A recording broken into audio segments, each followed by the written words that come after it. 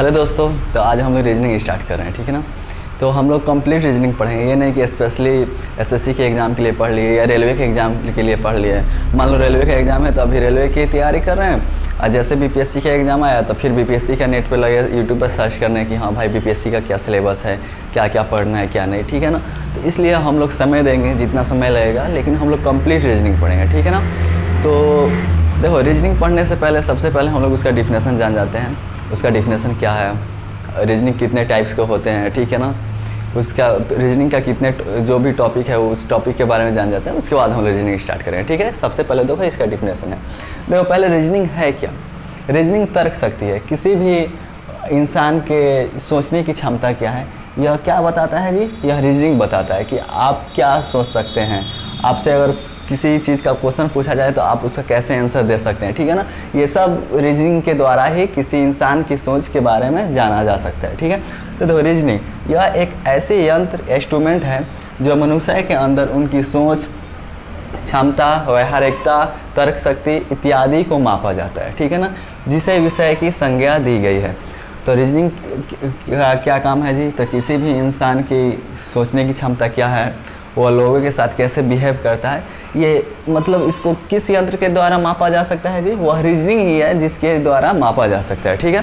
तो देखो रीजनिंग के कितने टाइप्स के होते हैं, तो रीजनिंग नॉर्मली दो टाइप्स के होते हैं। पहला है वर्बल रीजनिंग, दूसरा नॉन वर्बल रीजनिंग। देखो वर्बल रीजनिंग भी दो टाइप्स के होते हैं, mathematical verbal reasoning, analytical verbal reasoning, ठीक है।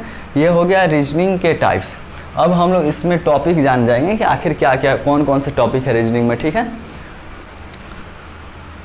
तो हम लोग जो वर्बल रीजनिंग देखे थे, वर्बल रीजनिंग का जो मैथमेटिकल टाइप का रीजनिंग था उसमें इतने टॉपिक पढ़ना है, ठीक है। जैसे ये टॉपिक है, पहला दिया है वर्ड फॉर्मेशन टाइप 1। देखो वर्ड फॉर्मेशन दो टाइप्स है, एक है टाइप 1 और दूसरा है टाइप 2।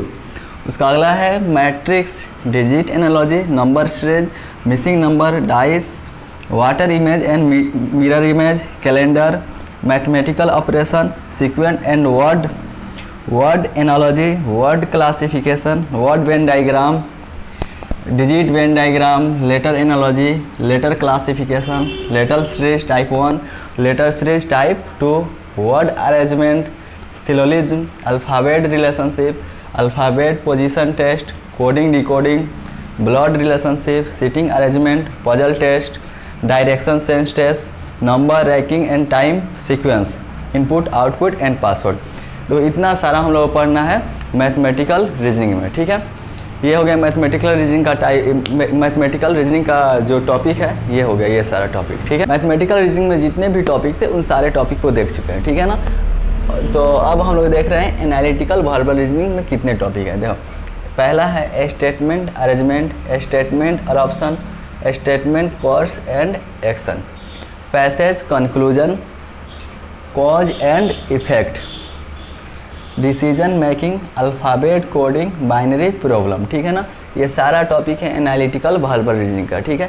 और लास्ट में एक हम लोग पढ़ेंगे इसका मिसलेनियस। ये जितने भी है ना टॉपिक, इन सभी का हम लोग मिसलेनियस पढ़ेंगे, ठीक है। उसके बाद है नॉन वर्बल रीजनिंग।